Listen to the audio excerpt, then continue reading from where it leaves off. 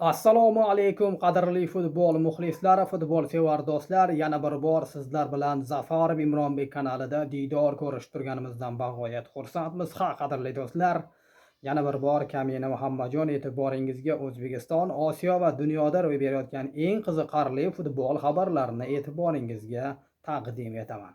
Qadrli do'stlar, kanalimizni ilk marotaba ko'rib turgan bo'lsangiz, albatta obuna bo'lib qo'ying, zeroki futbol xabarlarini o'tkazib yubormaysiz. Agar mumkin bo'lsa, malol kelmasa, like tugmachasini bosib qo'ysangiz, sizdan bag'oyat minnatdor bo'lamiz. Tayyor bo'lsangiz, bugungi xabarlarni boshlaymiz. Qadrli do'stlar, asosiy bugungi mavzuni O'zbekiston Superligasiga qaratmoqchiman. Xabaringiz bor, O'zbekiston Superligasining 18-tur bahslariga ham yakunlandi. Unga ko'ra, Superligada to'p suradigan 16 ta klub, jamoalar o'yinlarini o'tkazishdi va natijalar quyidagicha bo'ldi. Eng muhim o'yinlarga to'xtaladigan bo'lsam, qadrli do'stlar, Farg'ona jamoasi Neftchi yirik hisobda mag'lubiyatga uchradi. Bilasiz, xalqaro maydonda Neftchi vatanimiz sharafini himoya qiladi. Mana shu o'yindan keyin Neftchiga har xil negativ fikrlar bildirila boshlandi. Nega Neftchi mag'lubiyatga uchraydi? Nima uchun bunday o'z darvozasidan 4 ta to'p olib chiqadi? Neftchida qanday yo'qotishlar yoki kamchiliklar bor deb, albatta Neftchi muxlislari, umuman Neftchiga muxlislik qiladigan futbol muxlislari biroz xavotirga tushdi. To'g'ri, Buxoro jamoasi Neftchini ayab o'tirmadi, 4 ta gol urdi.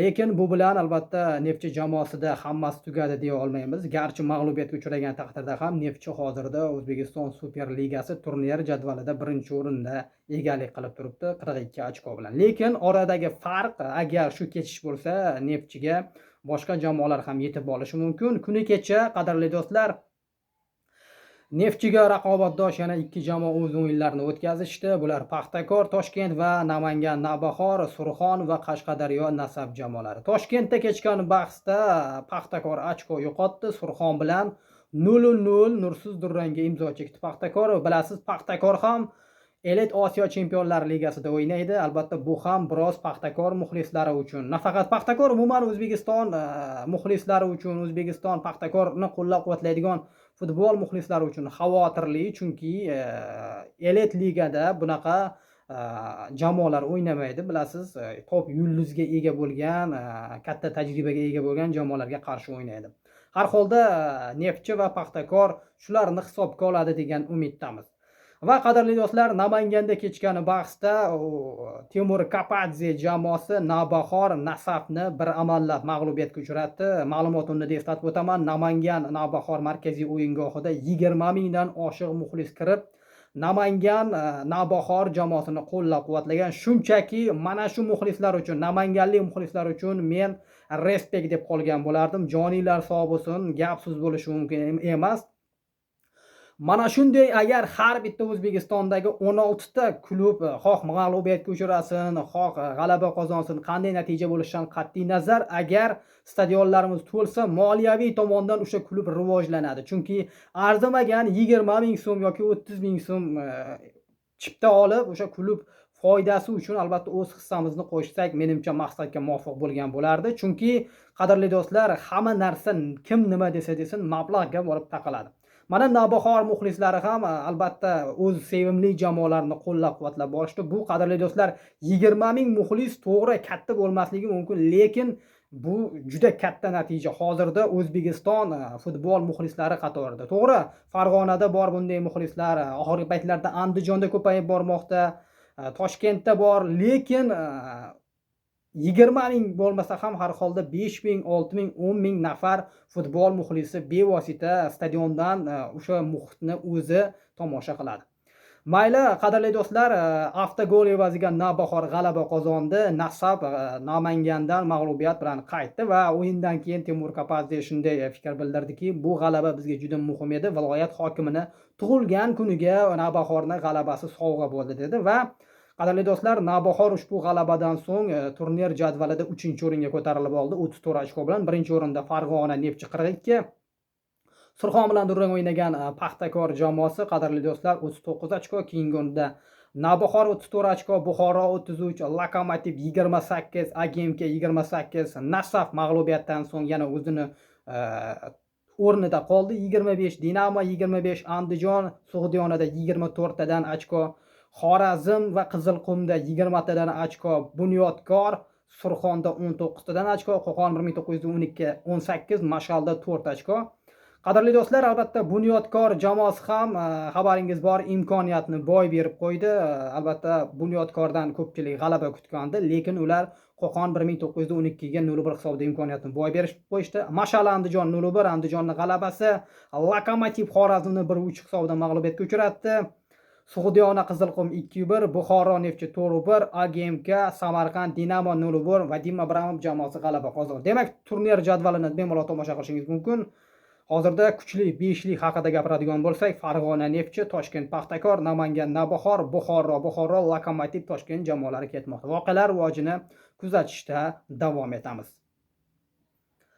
Va qadrli do'stlar, mavzuni boshqa bir xabarga qaratmoqchiman, ya'niki Yevropa xabariga.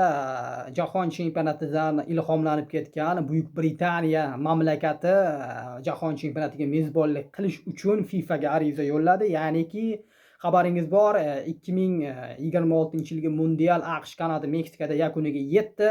2030-yilda jahon chempionatiga Portugaliya, Ispaniya va Marokash terma jamoalari mamlakatlari mezbonlik qilsa, 2034-yil Osiyo qit'asida Saudiya Arabistoni mamlakati ushbu jahon chempionatiga mezbonlik qiladi. Va qadrli do'stlar, 2038-yilgi jahon chempionatiga yoki 2042-yilgi jahon chempionatiga Buyuk Britaniya mezbonlik qilish uchun FIFA ga ariza yo'lladi. Yo 2038 yoki 2042-yilgi mundialni bizga bering, biz ko'tarinki ruhda o'tkazamiz degan fikrlarni ilgari surmoqda. Demak, ko'ramiz, nasib etsa o'sha kunlarga eson-omon, sog'-salomat yetib borsak, balki Buyuk Britaniyadagi jahon chempionatini ko'rarmiz, balki nasib etsa Buyuk Britaniyaga borarmiz. Bu yog'i endi vaqt oliy hakam, agar yaratgan egam xohlasa hamma narsa bo'lib ketishi hech gap emas. Qadrli do'stlar, mavzuni Argentinaga qaratmoqchiman. Xabaringiz bor, Argentina bilan O'zbekiston milliy terma jamoasi o'rtoqlik o'yin o'tkazishi rasman tasdiqlandi. Bu haqida barcha ijtimoiy tarmoqlarda, futbol telekanallari va umuman futbolga xos bo'lmagan teledasturlar ham e'lon qildi. Chunki Argentina terma jamoasi, bilasiz, juda kuchli terma jamoa, jahon chempionati finalchisi va O'zbekiston bilan ular o'rtoqlik o'yini o'tkazadi. Mana shu Argentina terma jamoasi, bilasiz, finalda Ispaniya bilan o'yindan keyin juda katta mojaro bo'ldi. Ya'niki qo'l ko'tarishlar, mush ishlatishlar, shunaqa vaziyatlar bo'ldi va FIFA o'sha jarayonni o'rganib chiqib argentinalik futbolchini, ya'ni Leandro Paredesga 10 ta o'yinga diskvalifikatsiya qildi, ya'ni 10 ta o'yindan chetlatdi. Bu o'yinlar faqat milliy terma jamoa ishtirokidagi o'yinlarga amal qiladi. Bu degani nimaga bu mavzuni aytyapman, qadrli do'stlar?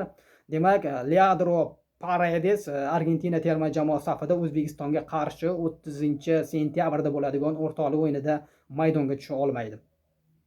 Qadrli do'stlar, endi juda ko'p savollar menga yozildi.